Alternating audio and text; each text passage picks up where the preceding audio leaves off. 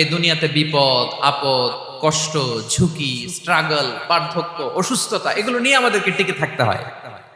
এটা দুনিয়ার ফিচার। চির সুখ চির শান্তি এটাই পৃথিবীতে হয় না।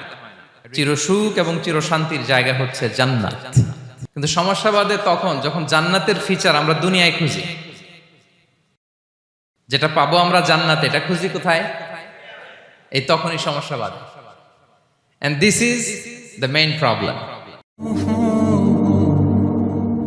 জীবনের জন্য পরীক্ষা এটা অনস্বীকার্য, হবেই হবে পরীক্ষা।